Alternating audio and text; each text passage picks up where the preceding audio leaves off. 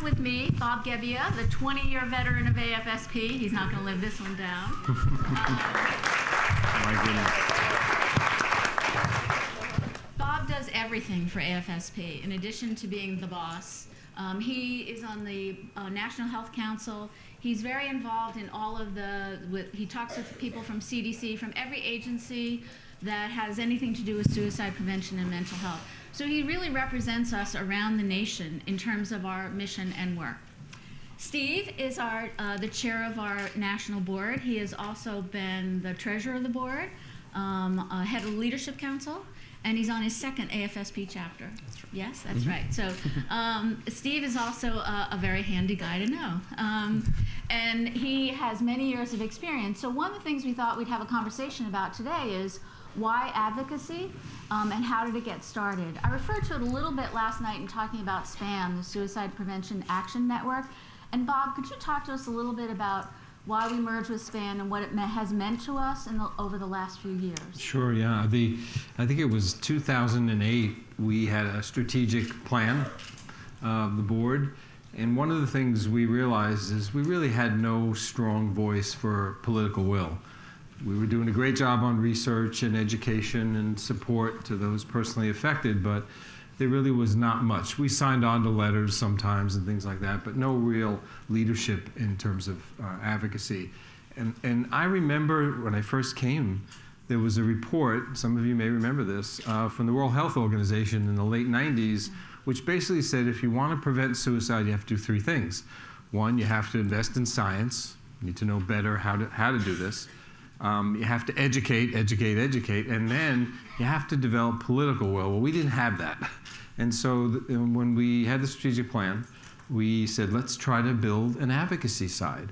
And there was an organization called SPAN, Suicide Prevention Action Network, and they were here in Washington, and they had experience, but they had no reach. We had developed through our walks and our chapters real grassroots reach around the country, and we said, gee, instead of creating our own, what about if we merged and took the best of their knowledge here in the Beltway and then put it together with our grassroots component? And that was the dream. And Mike Ballard, who was chair of the board, who you met yesterday, of SPAN, agreed with that. And it still took a year in discussions to make it happen. But I'm so glad we did, because look what's happened now, and our reach is enormous. So merging the grassroots with all the other pieces that we had already in the research part and the education part made so much sense in terms of trying to change policy, and that's the story. So. And it was something I supported as a board member, something I felt was really important to us as an organization, and because we were having an impact, amazing impact at the local level and statewide, and we were a national leader in suicide prevention. But as Bob said, to get on the ground here and in state capitals was really going to be important. If you follow any other major health movement, HIV/AIDS, cancer, they started walks before we did, because they were around a lot longer. But the difference is that they've had hundreds of billions of dollars invested in research in their diseases. And what we've learned as an organization is that when that happens, you drop the curve of the disease. You lower the incidence of the disease. So the reason that we're here is suicide prevention, and how we're going to do it is what you're going to be doing tomorrow. So Steve, could you tell everyone a little bit about yourself, how you got involved in AFSP, and what you think advocacy means to us as our board chair? Sure. Thank you, Nancy. I remember the merger with SPAN well. I was part of the little negotiation team, I think, in the war room with the other organization back in 08, 09. In fact, the last time that I was at the Advocacy Forum was right before that merger. I was on a little bit of a recon mission with Mike Lama to really learn a little bit more about SPAN prior to entering into that relationship. But back to your question, Nancy, I got involved with the American Foundation for Suicide Prevention because I lost my father to suicide in 2001. I had 3 years of my own struggle with pretty dark depression after that, and anxiety. And in 2004, I had gotten to the point in my personal journey where I wanted to give back, make a difference, do something positive with my tragedy. I turned to my wife in church one morning and told that to her, and she said, well, we can start to pray. So sure enough, that does make a difference. Within a week, we received an email from another mother from our child's daycare center recruiting people to volunteer to organize an Out of the Darkness community walk in Cincinnati, where we lived at the time. This was the first season of the Out of the Darkness walk. Wow. So I've been here from the beginning of the walks, not from the beginning of the organization, but what I think of as sort of a milestone in the grassroots effort, the community walk. So that's my story. That's why I'm here. And here at a very high level, so we all appreciate it. Thanks.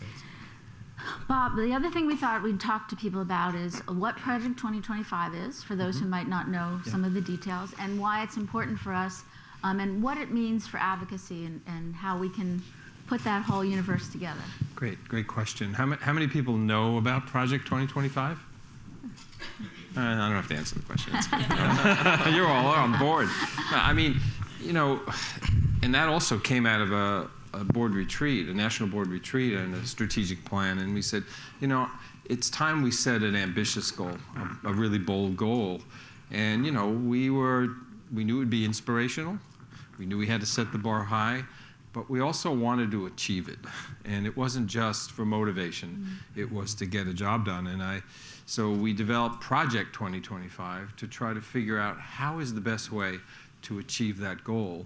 And we had a great panel of experts, people from all over the country, from many of the federal agencies were part of this, NIMH, CDC, all the alphabets. And so we came up with 4 areas that we thought if we could make some changes in those 4 areas, we could make a pretty quick impact and a deep impact on mortality. And those areas, as you probably know, are looking at large healthcare systems and why people who present fall through the cracks and die. Looking at emergency departments, same thing. So many people present in emergency departments for psychiatric problems, but also non-psychiatric problems. And the data is pretty strong that 39% of those who die have been seen in an emergency department within the past year. That's an opportunity to try to save more lives. And then the third area was those who come in contact with criminal justice, often because of mental health and addiction problems, and not getting the treatment.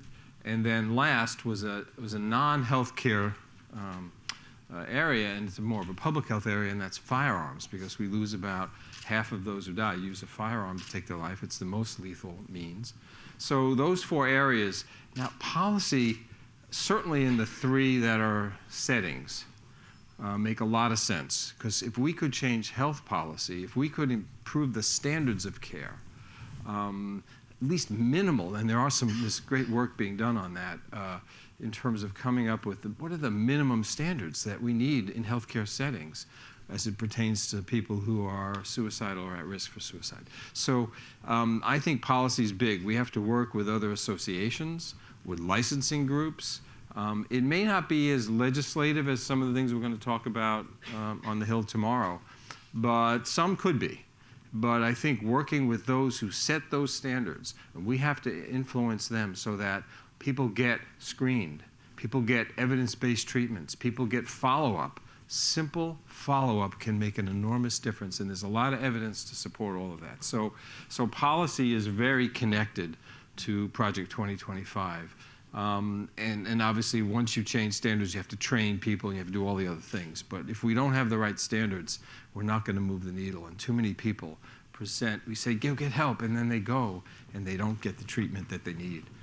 So that's a very tied piece to policy. Firearms is not so much right now, because what we think on this is that the best approach is to work with the firearms community, and there's good evidence from the Harvard School of Public Health and some work they've done that shows you can have a better impact if you work with the firearms owning community on education.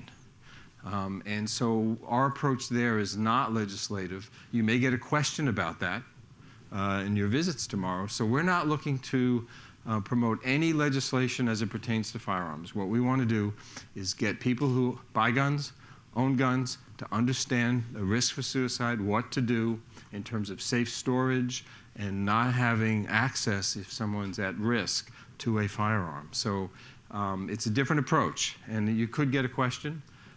So we are not supporting any gun control legislation. What we're looking to support is voluntary education in that space. And I think in your packets there's a brochure that's branded by us and the National Shooting Sports Foundation. It's a really helpful piece of information. It's the way we're going about this conversation by talking about gun safety.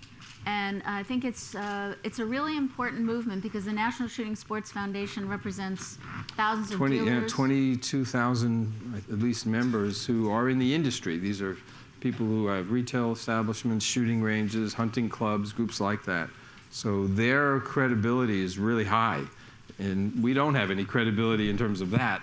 We have a lot of credibility in terms of suicide prevention. So it's kind of a good partnership because we bring something, they bring something. And I can tell you they are serious about this. That was my biggest question when we started meeting with them. Are they serious? Do they really want to do this? And they do. And I think that's worked out really well in terms of helping us shape the messages and the information. Yeah. And if you get a chance, ask Christine about her presentation to the National Shooting Sports Foundation convention in Las Vegas, where she didn't know what to expect and was very warmly welcomed, and did, I think, a breakout session, yes. So I think we're making some progress there, and it's really significant in terms of bending that curve and reducing the rate of suicide. So we are all going to the Hill tomorrow at a very interesting time. We could track back to the House has passed some revised health care legislation, which has gone to the Senate. The Senate right now has the legislation. We don't exactly know what's happening with it. It seems to be a fairly quiet discussion, but you're allowed to raise the temperature a little bit tomorrow when you go into Senate offices in particular. But don't forget that whatever bill the Senate passes, if it does pass a bill, has to go back to the House, and there has to be a conference committee. So on both sides, in both the House and the Senate, it's important for us to carry our messages about making sure that mental health treatment is an essential part of any legislation that passes. So Steve, I punt this one to you a little bit. We are a big tent, and mental health has no party. It is common ground. Democrat, Republican, communist, Russian, whatever. I mean, so sorry. Slipped out. I watched the Today Show this morning. So talk a little bit about that and why it's important for us to be here now and how we can present ourselves as advocates. Great, Nancy, thank you. And I'm so happy that we are a bipartisan big tent organization. I think our issue transcends every demographic in our society. It affects both sides of the aisle, and I think it's going to take all of us to make a difference in preventing suicide.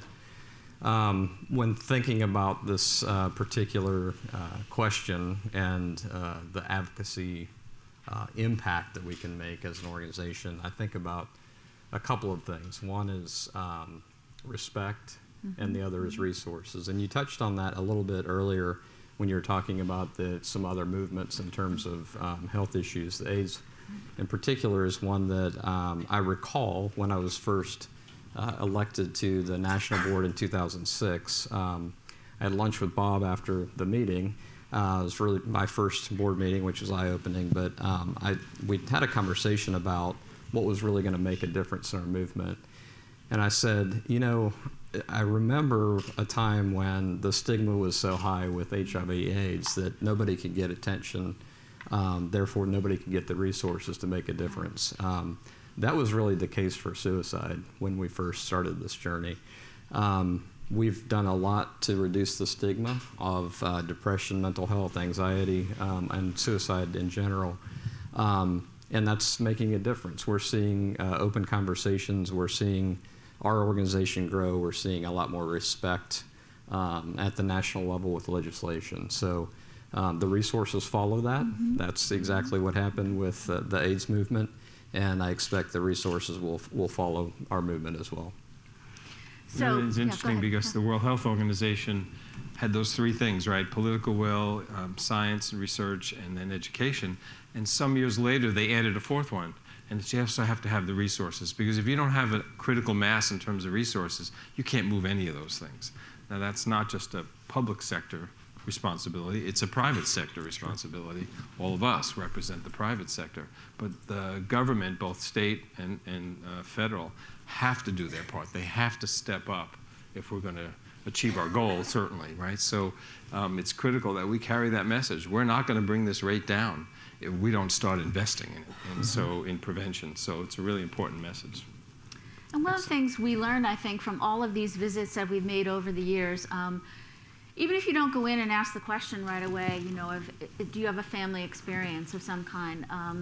What I've often found is as we're leaving the office, or someone stops into the conversation, or someone decides to take us to an elevator where there's a shortcut, and usually the walk to the elevator is so long that you wonder why this could possibly be a shortcut. And by the time you get to the elevator, someone has said to you, I've had a loss, my daughter struggles. So even if you don't ask the question directly, I think it's pretty clear that the people on Capitol Hill are families just like we are families, and they face the same things that we do.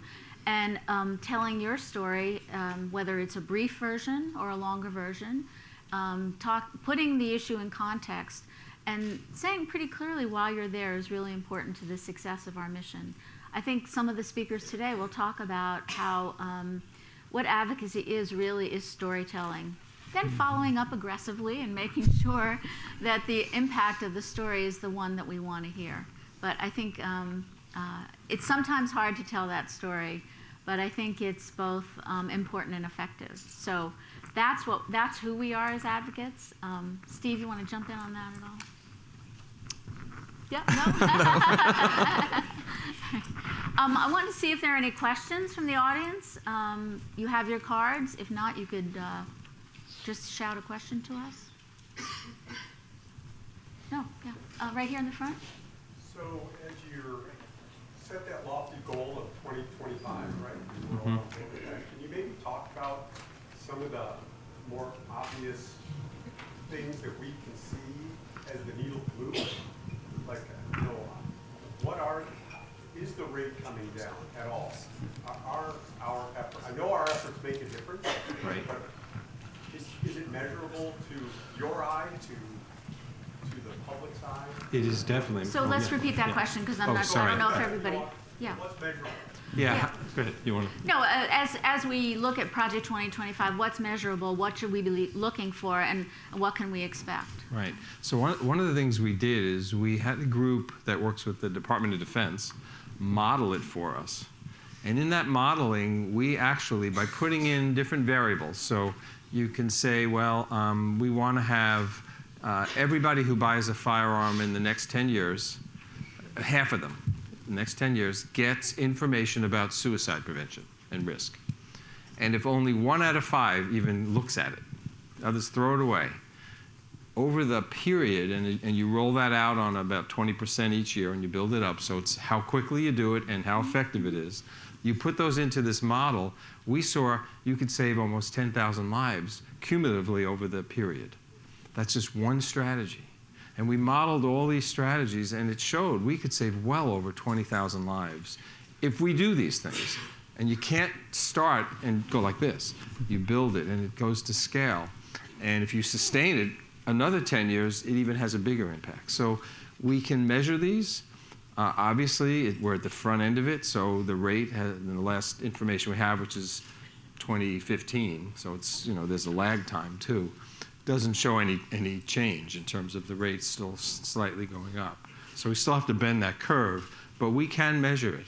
And we could measure how well our strategies are doing too, because if we don't see a strategies working, we might need to adjust it, or we might need to expand something. And so it allows us with this modeling in real time, it's dynamic, to really assess how well we're doing, see if we're hitting any benchmarks, and change if we need to try to get it done. I think it's really important to continue to share those types of stats because those are tangible. Yes. Matter of fact, we could send you some information that would lay that out too.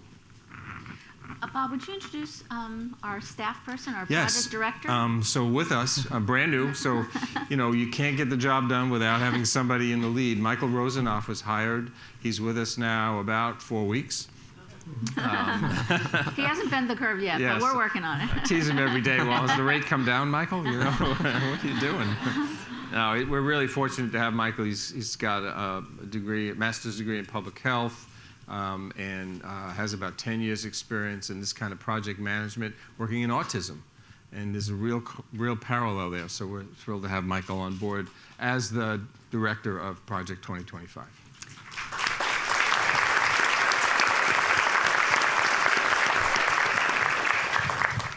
So as we're going forward, we'll be rolling out the programs that we're developing. And I think it's important to say that we'll share those programs with anyone who wants to work on them with us. Any organization that commits to, implementing them appropriately. We want everybody. This isn't, anything we develop, we want to have work. So we're going to be sharing it widely. The board is approved and is very committed to this effort. And I think it's fair to say that there was a lot of excitement at the board when we made this commitment to move forward on Project 2025. Yeah, the Action Alliance for Suicide Prevention has now adopted the goal. And so now we're starting to see that we're getting real partners who can help make this happen sign on.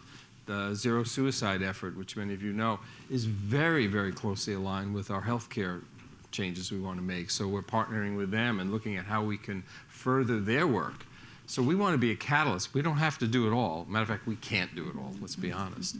We need others to join with us. So that's the strategy, to try to get this out there in a way that others become a part of it and do what they can to help accomplish the end result. And I think as chapters, you can think about who you know in your state who might be good to contact when we have these programs ready.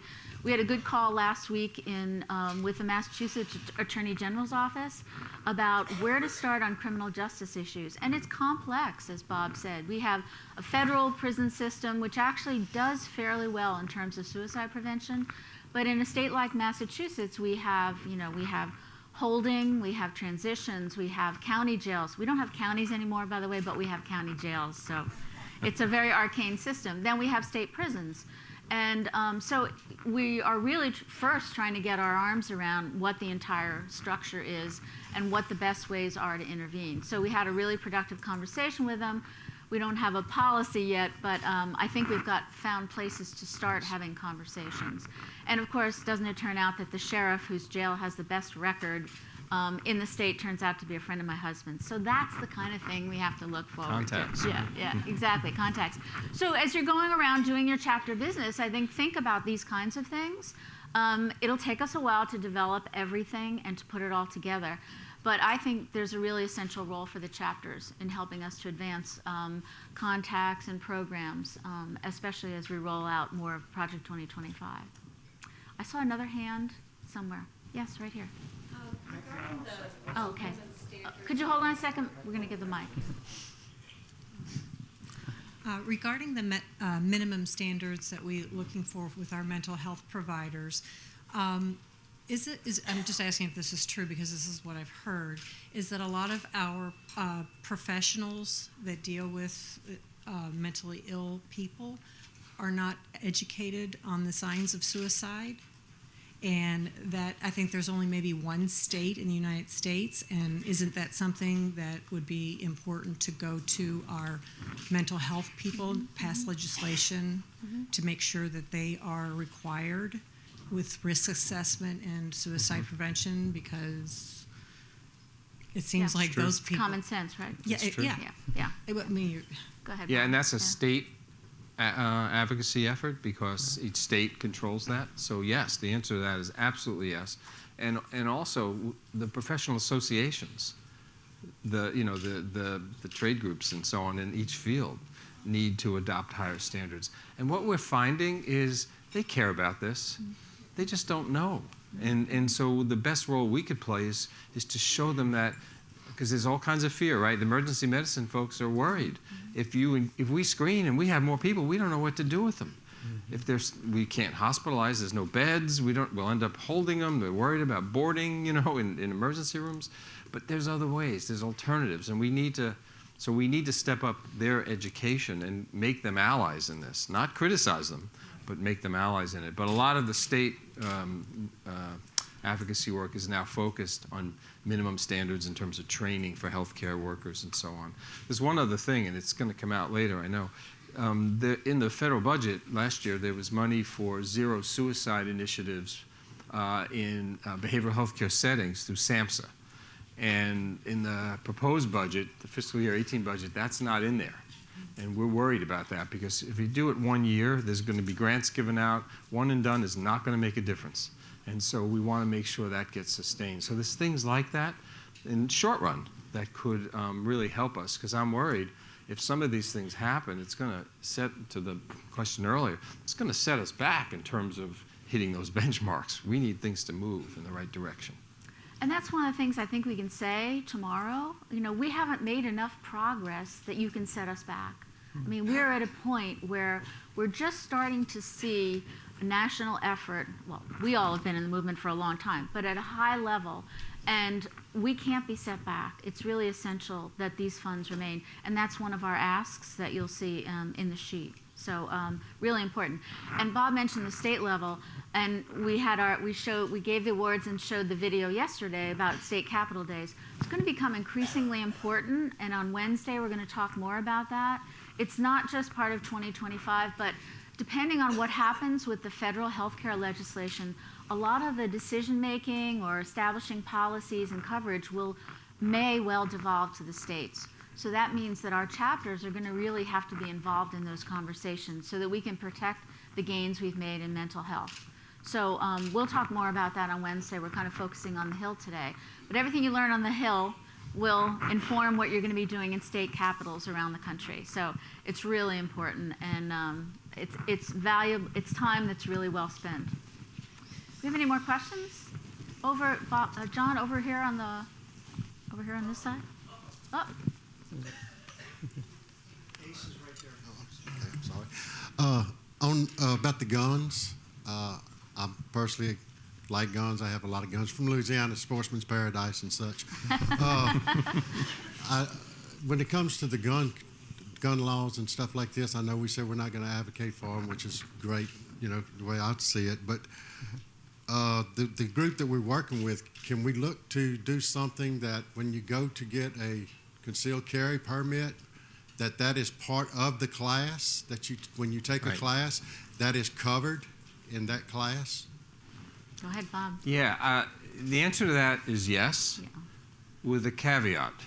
Because one of the things we worry about with legislation is that things get tacked on to legislation. And what we've learned, and again, we're learning as we go, but what we've learned is there's such a fear of things being legislated among firearms owners that there's real suspicion about the government doing anything about it, right? So we don't want to get caught in that. The Second Amendment is not our issue. Our issue is keeping individuals and families safe in terms of suicide risk. And so the reality is we'll look at those bills. If they really look like they could be helpful, then absolutely we should support them. And there's certainly a need to have this training become a vehicle for suicide prevention. When we visited a training course, and we asked the instructor, if we gave you a short video, 5 minutes, would you embed it in your training? He said, send it to me. Of course. And so we're developing that video, and we're going to try to get that into training thing. We also want to talk with the NRA, because they run a lot of training, and if they can embrace that and get our information about suicide prevention in their courses, we will make an enormous step forward. So the answer is, if it makes sense and it fits, we'll support it. If it doesn't, we won't. Okay. Generally, our policy across the Generally. board. As back here, Kathy? Wait for the mic, Kathy. Kathy Barber from the Harvard School of Public Health in Massachusetts. Who I have to just thank, because it was really their early work that made us think about this as an approach in terms of firearms and suicide prevention. I just wanted to tell one story about, in reference to the gentleman from Louisiana's question. When I was presenting a 5-minute module to the Utah National Shooting Sports Council that could be used. They're the main gun rights group in Utah. And I was presenting a little 5-minute PowerPoint slideshow that they could use. And I was saying I could see this as a voluntary module for concealed carry classes. And Clark Aposhian, the head of that group, looked at it and he said, well, I'd agree with you, except looking at the numbers, I just think it needs to be mandatory, not voluntary. So there you go. So that module actually is available if you'd like to pitch it in Louisiana. Okay. All right. Well, I think we have up to 18 states now interested in gun Yeah. safety. Working on it already Working on at it? some Okay. level. Yeah. And we expect that to go to the question earlier, how quickly you can roll things out. We really like to see that be in all 50 states within just the next couple of years. Nancy, can I ask yeah. Jim or Bosco here to talk about when we went and met with the governor of Alaska and the lieutenant governor and what their reaction was to the... So he's asking him to talk about meeting in Alaska with the governor and lieutenant governor. Hey, Jim. Hi. When we met with the governor and lieutenant governor, they were actually happy with the gun safety versus the restrictions on gun control. In Alaska, in the villages, that's the source that we go hunting with. Right. So I had to ask Bosco if we had any trainings for gun safety in the villages, and right now we don't, so that's something that we could look at. But we do, the governor, Alaska's on board with the gun safety and education. And that's the big one. It's the education on the gun control, on the use of guns. Terrific. I think we have time for one more question back here, and then we're going to have to move on to our next discussion. Hi, I'm Anya Romero with the New Mexico chapter, and one of the things that I'm finding from working on the national policy perspective and now being back home working on statewide policy is that every community is doing something different. And so there's no continuum, and a lot of folks are reinventing the wheel. And so I've actually traveled out to Italy and to Spain to meet with their Department of Behavioral Health. And what I was finding is that they actually have one kind of protocol system that any community can take and then transform it to reflect whatever the needs are in those communities. And so what we're looking at in New Mexico is doing some type of policy, and I've been working with advocates and groups to try to create one type of protocol that can be used where any community who is being impacted by suicide or behavioral health issues then can take that module and then use it. And what they found, Italy has one of the lowest suicide rates because they just have this set system where it's just becomes second nature for folks to know where to go, who to receive services from. And what I think that, and those of you who have worked with me know I'm all about charts and color coding, but it's just very disorganized. And especially with our Native American populations, we have a lot of communities that have no resources, and so for them, they think we have no resources, therefore we can't do anything.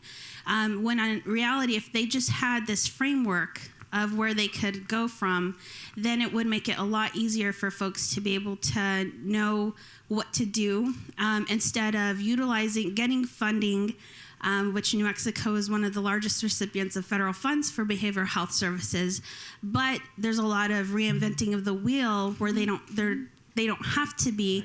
And so I think this is important because if we can be sharing our policies or models, and I don't know if AFSP can have like this landing site of what states are doing, then we can take those policies and we can do whatever. If New York is doing something amazing, we can just transfer that policy to New Mexico.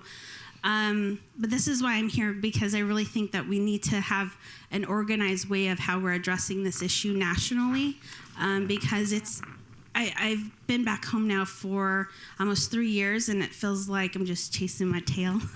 And so we'd like to get this organized. idea of having minimum standards is really starting to catch on, and David Jobs, who's here, is working on a task force with the Action Alliance on those standards, and we're looking at it too because we think we could get those standards implemented because we have the reach around the country. But if everybody had minimum standards in healthcare delivery, behavioral health, then all of a sudden you'd have to meet those and you wouldn't have to reinvent and so on. So we're looking at those, they're draft, But we think they're onto something, and we could help make that come alive by bringing it to communities all over the country and getting that adopted. So look for that, something on that over the next year, because we think that's going to help address just what you're saying, that it's an uneven system. And always people are just reinventing as they go. Here's the standards of care we have to have, and push it out. So I think that could help answer that. And that's exactly why we don't want the healthcare model to devolve to 50 different states. Because why should you get coverage in New York but not New Mexico, or in California, but so that's why what we do tomorrow is really important, and John's about to give us the hook. So we're going to thank you for your patience and your ideas, and get ready to move on to the next panel. Yes, and I want to thank the panel, and they'll be here all week, so you'll have a chance to chat with them one-on-one and gain some more knowledge. So thank you very much. Thank you.